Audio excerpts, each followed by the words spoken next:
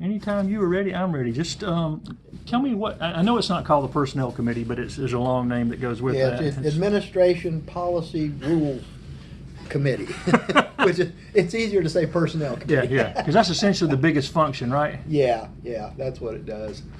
So, And what did y'all, at the committee meeting this morning to send to council, what did y'all decide to do about, particularly, I guess the main thing was the employee salaries? yeah, the thing that we did this morning was going back, utilizing the review that was done by Seagulls and Water. They're a consulting firm out of Texas that came in, looked at our overall personnel program, how people were being paid, how it compared to other counties, how it compared to private industry in the area. And in most of those cases, majority of them, Anderson County was below what's being paid in other counties and in the private sector. Now, we do have some pretty good programs as far as insurance, health insurance and so on goes, which is a good thing, but our actual pay scales were below other entities. Now, not that we're trying to match them penny for penny, but we did have to make some adjustments in there based on what Seagulls and Waters said. So that's what we were looking at today, how we might be able to incorporate that. And there were several steps to doing this because we've got to look at our overall personnel program in order to do this properly. And one of the things we looked at in order to make these adjustments was employee evaluations. There's been a system in the county here for doing annual evaluations on employees, but sometimes that, things would slip through, the evaluations might not get done, or they weren't done in a uniform manner. And even some of the job titles and job descriptions for county employees, we had to revamp a little bit. We had something like was 400 different job descriptions. We managed to reduce that to 300.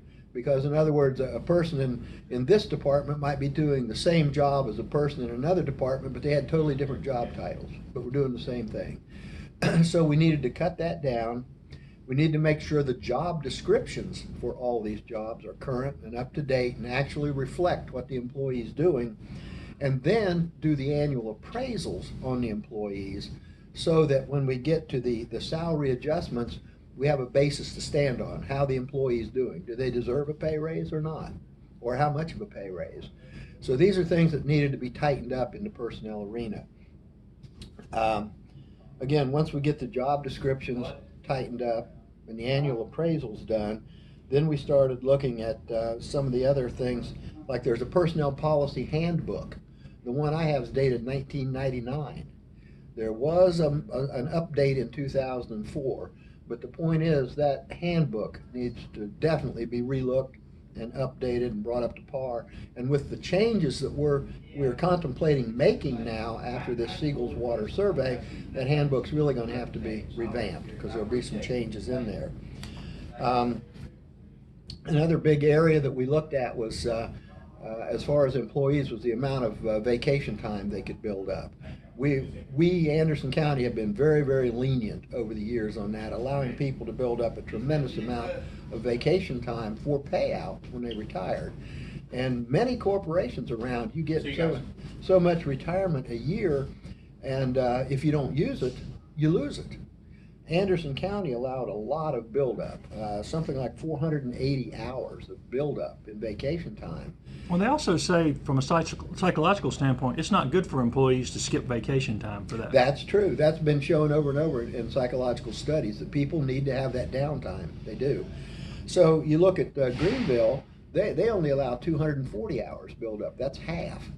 Well, we've been looking at something in between there, somewhere in the neighborhood of maybe 360 hours of build-up time they could have towards their retirement. But again, this all has to go before full council. These were things that were just discussed today.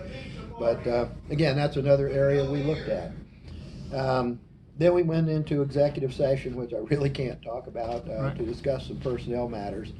And but the key things we're trying to get our employees' salaries up to where we were at least in the ballpark with surrounding counties and private industry, looking at the vacation accrual time so that we weren't having to make these huge payouts at the end when somebody did decide to retire. And those were primarily the two key items that we looked at, along with making sure, in order to do these things, making sure that the job descriptions and the appraisals are done annually.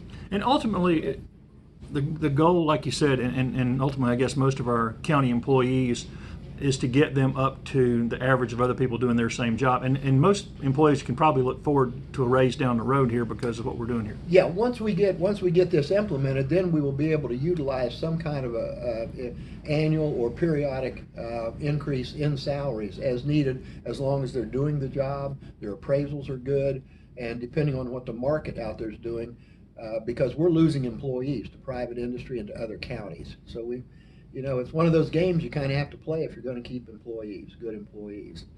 And also, we have been, Anderson County's had a very good health care insurance program. And that's something that a lot of employees like and they look at. But here's the situation. Let's say you've got a 25-year-old or 25 to 30-year-old individual, not married, healthy. They really don't care about insurance. So if they're making let's say X number of dollars a year and somebody offers them a few $1,000s more a year, they're probably going to leave and go there because they don't care about the health insurance. On the other hand, we've got a lot of employees in their mid-40s, they're married, they've got families, and that health insurance really means a lot to them. So they're not looking so much at getting that giant paycheck every month. They're willing to settle maybe for a little bit less but have the good health insurance program. And we're under the PEBA, the Public Employees Benefits Program, and which is expensive. Health insurance costs Anderson County a lot of money every year, and it's gone up over the past 3 or 4 years dramatically to the point where it's getting difficult for us to afford. So right now we have a committee together. We're looking at health insurance plans, self-insurance type plans for the county, which might save us money. And there are several other places throughout the state of South Carolina, other counties and cities that are already doing this and saving millions of dollars a year. Also, the cost in training, particularly there are appraisers, the wastewater people, they're being picked off by counties that are willing to give them more money and good benefits because those positions are such and such demand. Yeah, and wastewater is a real good example. If they have different degrees of certification for wastewater, and as you go through those various steps, you're in high demand when you get to the higher steps there, because wastewater treatment is something everybody's concerned about the environment, and these people have to know what they're doing, and they can make some very good money. And it's critical for us to keep the good ones. Yes, we've got to keep the good ones, and it's hard to do because you've got to pay them, give them a good salary in order to keep them. I appreciate it. Thank you, Mr. Okay, Allen. yeah, do it.